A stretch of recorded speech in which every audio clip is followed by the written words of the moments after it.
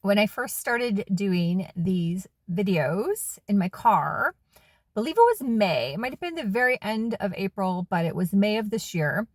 And within the first couple weeks, I had what you may refer to as a keyboard warrior that in the comments told me that he wasn't going to take advice from someone in their car who does videos in their car.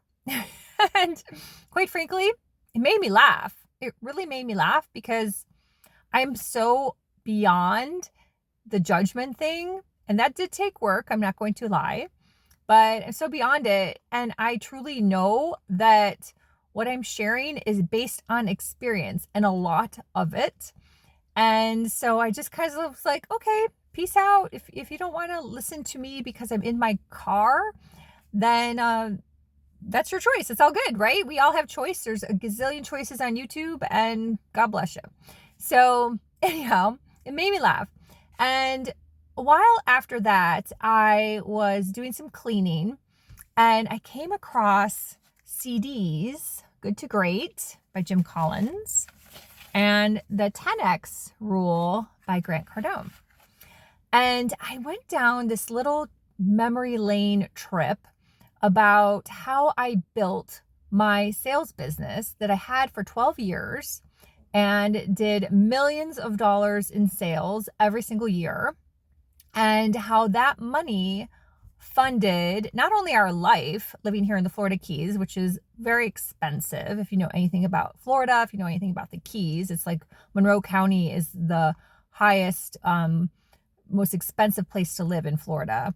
And so here we are, and run a sport fishing business, self-funded for the most part, in terms of like, we don't have like an investor. So you'll see people online, other fishing captains, they may have a big boat and a lot of them have investors, and that's fine. But we didn't start out like that at all. So I funded everything through my sales business.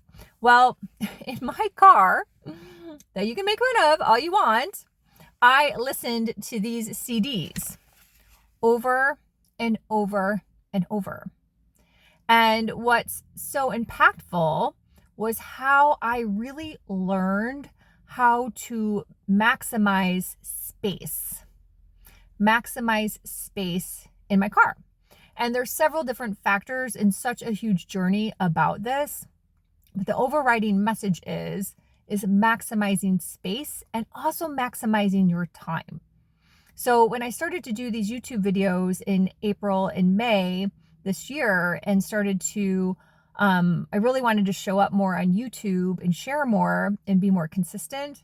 I realized that I could do it in my car, and it was just a safe container where I didn't have outside noises because of where I live or neighbors that are really close by. I didn't have to worry about that. I didn't have to worry about like what I was saying. I wanted to speak from the heart without like my neighbor like listening and peeking through the bushes or whatever. Not saying he or she does, but it's just one of those things, right? It just kind of comes like into your field and into your mind, and you're like, you just don't want to deal with that, right?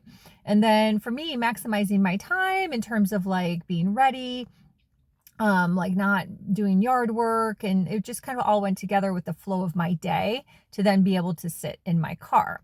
So I figured out a way where I could consistently be serious about showing up on YouTube and maximizing time and maximizing space.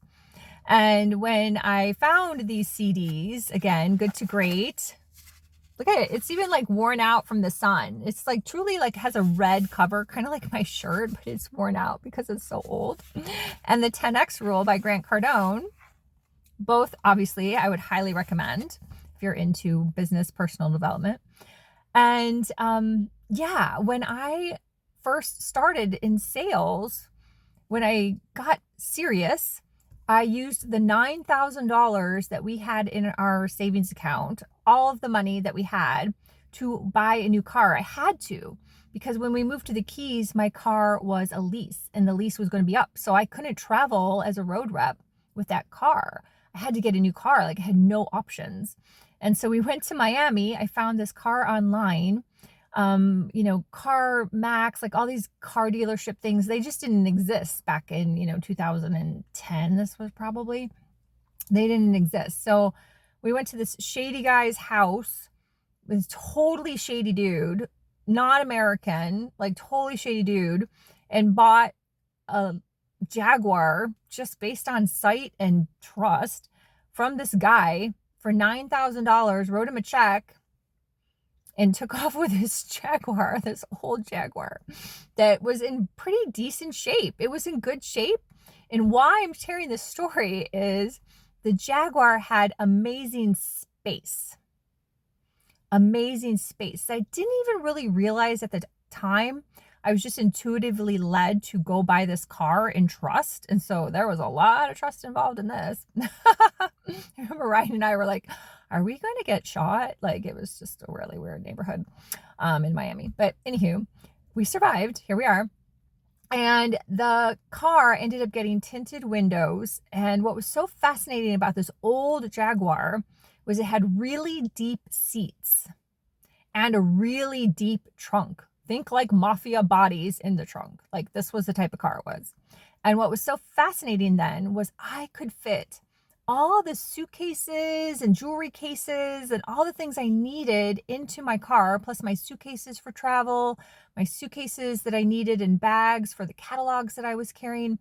I could fit all of that in this Jaguar because it had really deep seats, and then I made the windows dark. So at night when I would stay at a hotel, no one could see in and no one would rob me. I was safe. Safe. Very big keyword there. Safe.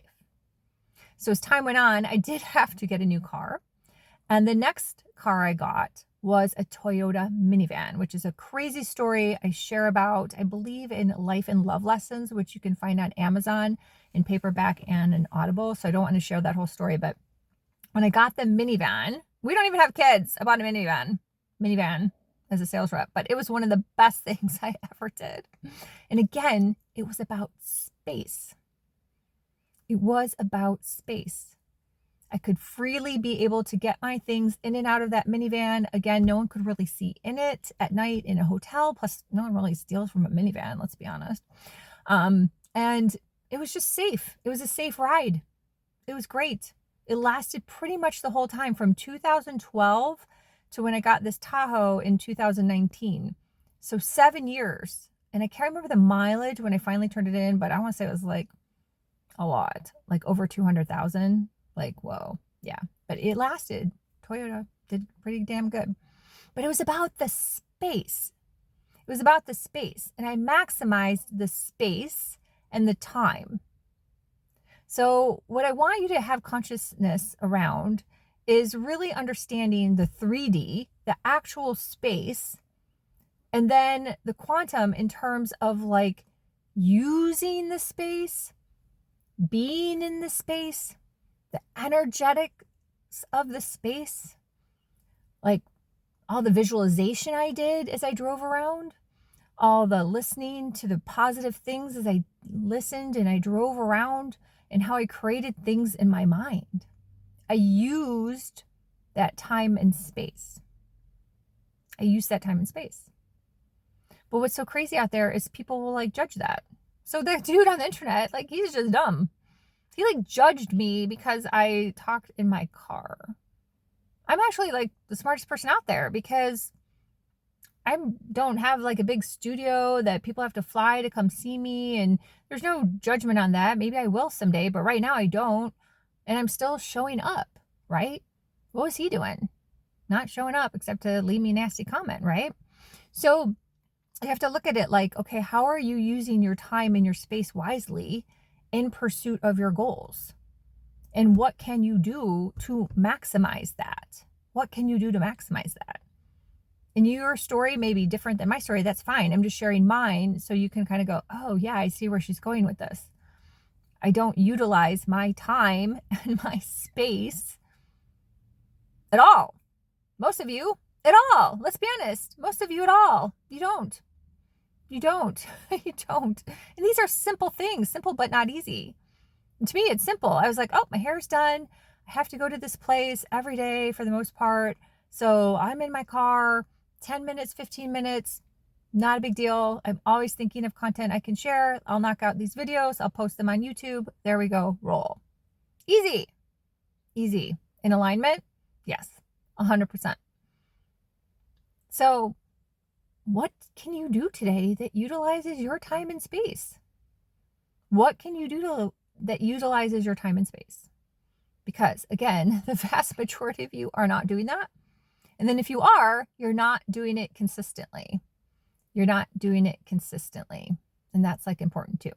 So I intentionally stopped doing it every day. I just felt like there's so much content out there. People should go back and fill their boots. And I created a Patreon community, which I love. And if you are interested in joining, it's called Conscious Convergence. And I will put the link in the show notes. So I wanted to take some of my content from that I was always doing on YouTube and put it in a different type of community that was a little more organized, where I could also have blogs, where I could also have content that I charge a ticket for.